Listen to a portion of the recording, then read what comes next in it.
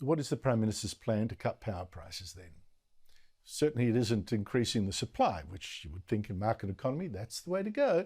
No, it's simple. You just ban coal companies and you ban gas companies from charging so much. Isn't that how communist countries do it? Except forcing coal companies to cut their prices doesn't seem to appeal much even to some Labor premiers. Well, especially Queensland Premier Anastasia Palaszczuk, whose government actually owns her state's big coal-fired generators. She wants billions of dollars of compensation for the lost income. The New South Wales Liberal Premier isn't that happy either. I don't want to see the taxpayers of New South Wales shortchanged by any arrangements that are in place. We would have to be very, very convinced that no Queenslander would be worse off. I just can't believe that we're back to sort of communist solution. I don't get it. Joining me is the country's top finance writer, Terry McCrann of the Herald Sun. Terry McCrann, I feel like I've been dropped back in a time warp. You know, we're back in the 60s or something. I don't know. Albanese government wants the premiers this week to agree to put a price cap on coal. How would that work?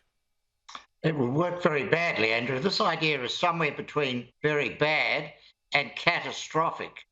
At the very bad end, it's papering over the cracks. It's saying one way to solve a price problem is simply to ban price rises.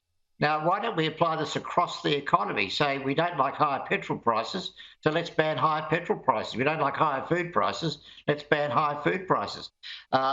That's disturbing, to say the least, if you go down that path, because what you obviously end up doing is causing far more problems than you might solve temporarily by satisfying consumers.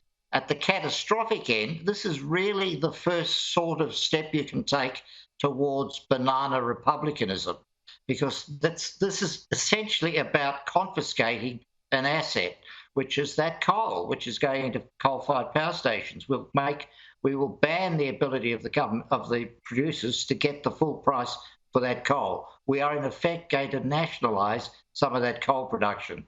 And that's always the first step taken towards banana republicanism, when you've got governments who confiscate assets, which is a good idea in the first instance. It delivers some benefit to the general population, but it destroys the productive base of the economy over time.